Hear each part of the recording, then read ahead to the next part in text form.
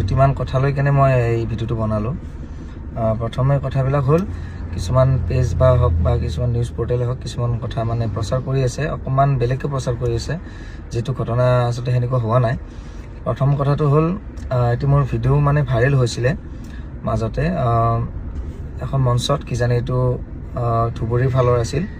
তো এইখন মঞ্চত দাদা এজনে মানে মোৰ লগত ফটো তুলিব আহিছিল।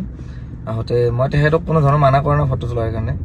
তো তাৰপিছত মই ফটো তুলিব খোজাৰ লগে লগে তেওঁলোকৰ যিটো কোনো অনুষ্ঠানৰ কমিটি আছিল, কমিটিৰ ফালৰ পৰা দুজন দাদা আহি কিনে তেওঁক মানে ঠেলি কেনে মঞ্চৰ পৰা নমাই দিলে।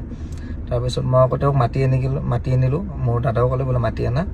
তাৰপিছত মই তেওঁলোকৰ ফটো তুলিলোঁ, অনুষ্ঠানটো ধুনীয়াকৈ চলি গ'ল। বা সেইটো মোৰ লগত কোনো ধৰণৰ তেওঁলোকৰ বাক বিদণ্ড হোৱাও নাই বা দাদাজনৰো হোৱা নাই। তেখেতে ফটো মাৰিব আহিছিল, মই ফটো মাৰিব খুজিছিলোঁ, কিন্তু সেইটো কমিটিৰ ফালৰ পৰা যিহেতু তেওঁ কোনো ধৰণৰ পোচাক পৰিধান কৰা নাই দেহাত আৰু বোকা লাগিছে, সেইকাৰণে তেওঁলোকে এইটো মানে তেওঁক তলত মাৰিবৰ কাৰণে নমাই দিছিল। আৰু 2 নম্বৰ কথা হ'ল মই গীটাৰ লৈ কেনে গোৱাৰ কাৰণে কিছুমানে কৈছে জুবিন গাৰ্গ হ'ব নোৱাৰা। মই জুবিন গাৰ্গ হ'ব নোৱাৰোঁ, এইটো সত্য কথা, আৰু কোনোদিন হ'বৰ কাৰণে চেষ্টাও নকৰোঁ।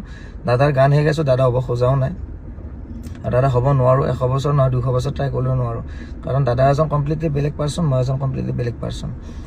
তো 2 নম্বৰ কথা, সেইটো আচলতে মই আগৰ পৰা গীটাৰ বজাওঁ, মঞ্চটো বজাইছিলোঁ। তো মোৰ টিমৰ ফালৰ পৰা তেওঁলোকে কৈছে তুমি যিহেতু গীটাৰখন বজাব জানো আৰু তো তুমি বজাব পাৰিবা, ভাল লাগিব। সেইটো সূত্ৰেহে মই গীটাৰখন বজাওঁ, বা কেতিয়াবা কিছু গীতত বজাওঁ, ভাল লাগে, এটা এক্সট্ৰা বেকআপ এটা পায় মোৰ টিমটোত, তেনেকুৱা ক্ষেত্ৰতে বজাওঁ। তো চব গানত নবজাওঁ। আৰু 3 নম্বৰতে এখন পেজ আছে, ইনষ্টা ভাইৰেল কিজানি মেবি নাম হ'ব পাৰে, এইখন নামটো কোৱাচোন। এখন পেজ আছে ইনষ্টা আছাম ভাইৰেল বুলি, আমাৰ বিজনেছ পেজ হয় মেবি। তো তেওঁ মানে কিছুমান কথা এনেকুৱা ৰূপত লিখি আছে যে ৰহিম ৰাজে 20,000ৰ পৰা 1 লাখ টকা মাননি লয়। আচলতে মই আমাৰ যিখিনি লোকেল ঠাই, আমাৰ গুৱাহাটী, নলবাৰী, বৰপেটা, এইবিলাক ঠাইত মই কোনো লাখ টকাৰ ডিমাণ্ড কৰাও নাই, ছিংগেলটো কৰাই নাই, আৰু গ্ৰুপতো মই 1 লাখ টকাৰ বাজেট এতিয়ালৈকে কৰাই নাই। যদি কৰিছোঁ কেতিয়াবা আপাৰৰ ছাইডত, ধৰি লওক আপাৰ আছামত যদি গৈছোঁ, ডিব্ৰুগড়, তেজপুৰ, এইবিলাক ঠাই, তেজপুৰ নহয়, তিনিচুকীয়া, শিৱসাগৰ, এইবিলাক যদি ঠাইত কৈছে, তেতিয়া হয়তো অকণমান বাজেটটো বাঢ়ি যায়, কাৰণ যিহেতু ট্ৰেভেলৰ খৰচা বহুতখিনি হয়, আৰু টিম এটা লগত লৈ যোৱাৰ পিছত এইখিনি খৰচা একোৱেই নহয়। যদি মিউজিক লাইনৰ মানুহ অকণমান সুধে তেতিয়া গম পাব 1 লাখ টকা এটা একো নহয় এইবিলাকত। তো তেনেকুৱা, আৰু এতিয়ালৈকে সেইকাৰণে মই বাজেট বেছি হৈ যোৱাৰ কাৰণে মই সেইকাৰণে আপাৰৰ ছাইডত মই অনুষ্ঠান কৰাই নাই, যিমানদি পাৰিছোঁ মই ছিংগল কৰিব চেষ্টা কৰিছোঁ তাত। তো তেওঁ কিছুমান কথা লিখিছে, আৰু দাদাৰ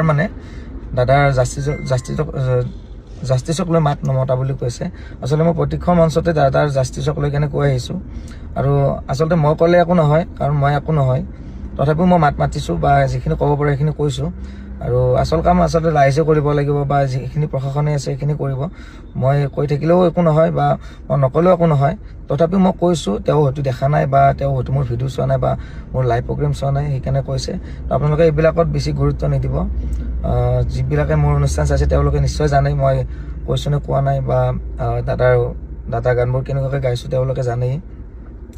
আৰু যিখিনি মানে মোৰ পিছত মানে ধৰি লওক অকণমান মোক বেয়াৰ ফালে মানে হেৰি কৰিব চেষ্টা কৰিছে, সেইখিনি আপোনালোকে অকণমান সাৱধান হ'ব। মোৰ পেজত চাব, তেতিয়া আপোনালোকে নিশ্চয় গম পাব। বেলেগ ক্ষেত্ৰত মানে আপোনালোকে ভৰসা নকৰিব, কাৰণ এটা চামৰ মানুহ মোৰ পিছত লাগি আছে, কেনেকৈ মোক ডাউন কৰিব পাৰে। তো এইখিনিয়ে, আপোনালোকে সদায় ইমান এতিয়া ছাপোৰ্ট কৰিছে, ইমান এতিয়া আশীৰ্বাদ কৰিছে, সদায় কৰি যাব। আৰু লাষ্টত এটাই কথা কওঁ, মই জুবিন গাৰ্গ হ'ব নোৱাৰোঁ, আৰু মই সেইটো নিবিচাৰোঁ দাদা হ'বৰ কাৰণে। মই নিজে এটা চেষ্টা কৰি আছোঁ। নিজৰ গানৰ কথাও কৈছে মানুহবোৰে, নিজৰ গান অলৰেডি মোৰ 2টা ৰেকৰ্ড হৈ গৈছে, আহিব অতি সোনকালে। আৰু মোৰ নিজা এলবামৰ গানো আহিব, লাহে লাহে কৰিম। আচলতে সময় মিলাব পৰা নাই কাৰণে মই এইবিলাকত আগবাঢ়িব পৰা নাই। আহিব, সকলোৱে ভালেই থাকিব আৰু আশীৰ্বাদ কৰিব। ধন্যবাদ।